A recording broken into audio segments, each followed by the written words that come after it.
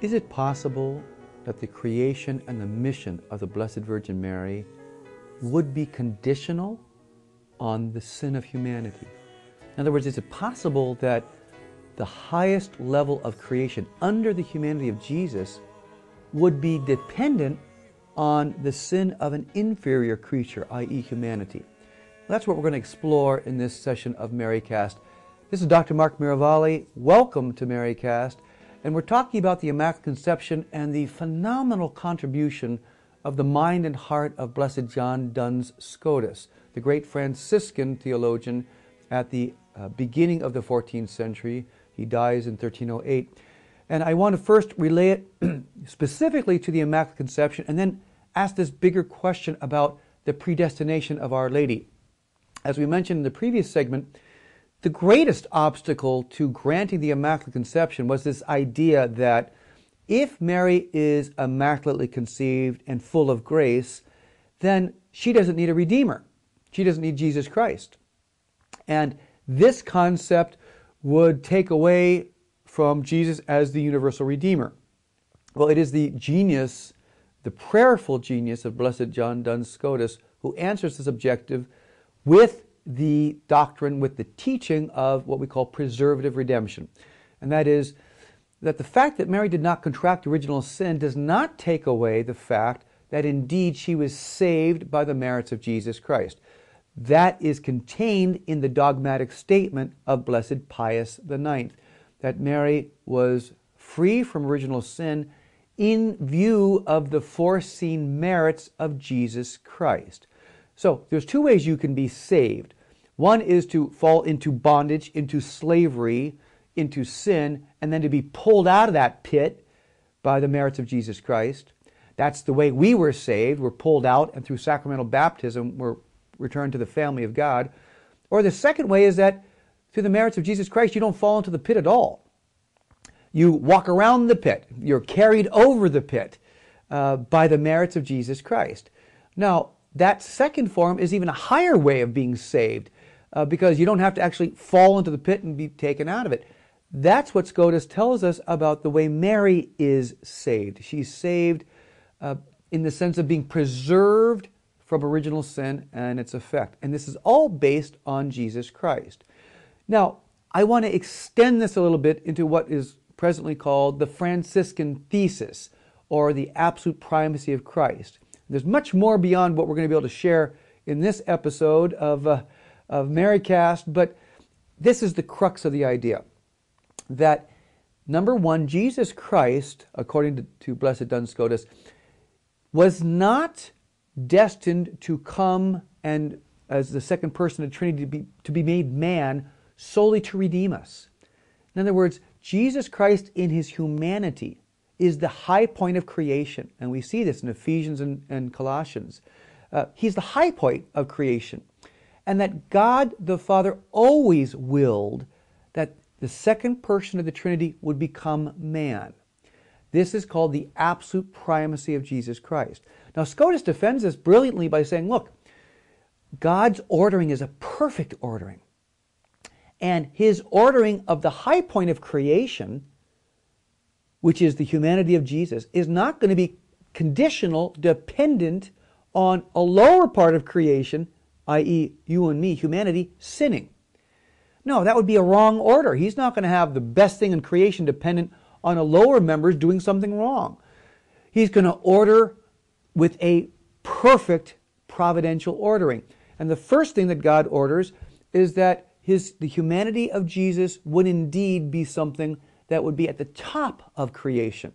So, in God's ordering of intention, number one would be that the Word would become flesh as his masterpiece of creation.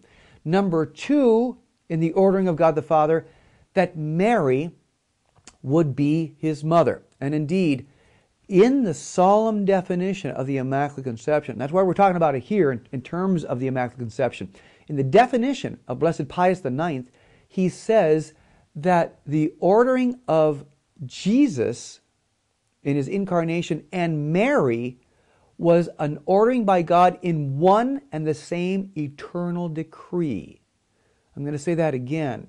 that the way God ordered the incarnation and Mary was in one and the same eternal decree. That's part of the definitional document of the Immaculate Conception by Blessed Pius IX. That's telling us that God orders the high point of creation, which is the humanity of Jesus, and Mary, the Immaculate Conception, in one and the same decree.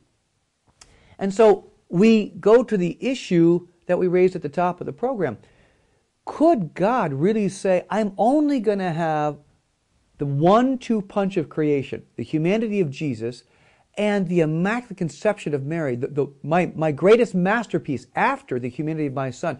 Am I going to really make that conditional on Adam and Eve sinning? Well, that would be a disordered order. Rather, what I'm going to do, Scotus says of God the Father, I'm going to order Jesus Christ in His humanity, number one. That's going to happen no matter what goes on with humanity. Number two, I'm going to order Mary, the Immaculate Conception, my masterpiece, the greatest aspect of creation except for the humanity of Jesus. And I'm going to order her full of grace. And I'm going to order her to be the mother of the Word made flesh. Then, as God looks forward and sees that in fact man is going to sin, then and only then is God going to say, I'm also going to have my Son, the Word made flesh, redeem the world. And I'm going to have the mother of my Son made flesh, I'm going to have her have the role of co-redemptrix with the Redeemer because she's the Immaculate Conception. And she's the perfect co-partner with my Son in redeeming the world. So in other words, in the order of God willing things, first is the humanity of Jesus Christ. It's the high point of creation. That's a scriptural truth. Second is Mary, the Immaculate Conception. And Jesus shows His perfect mediation by mediating Mary, the Immaculate Conception. Then, lower on the level, once I see that man is, or as I see that man is going to sin, I'm going to order in this perfect order of providence that number 1 and 2, the perfect humanity of Jesus and the Immaculate Conception are going to come together as Redeemer and co-redemptrix and save the world. And my friends, that doesn't take anything away from Jesus' redemption. It makes it all the more powerful. So why is this so important? Because you don't want to hold that Mary, her Immaculate Conception, is only the result of the sin of Adam and Eve. You want to hold that God always was going to have His masterpiece, second only to the humanity of Jesus. Mary was always in the mind of God in an order of predestination, that God planned to have Mary.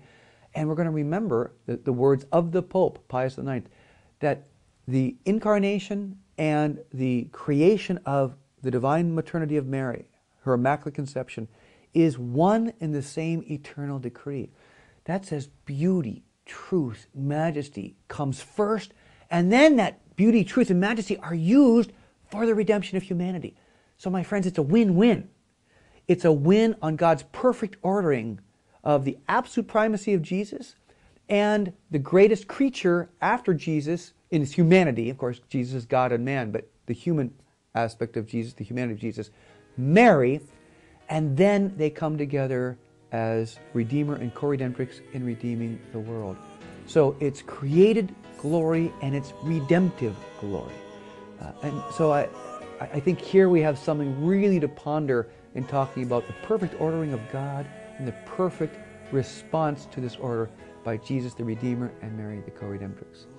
This is Mark Miravalle with MCast. I hope that you're enjoying this treatment of the Immaculate Conception and it'll help us to ponder both the fact that God made Mary to accompany Jesus in giving Him a perfect human nature, a pure human nature like her own, and that they would work together to redeem the world. Immaculate Conception and co-redemptrix. God bless.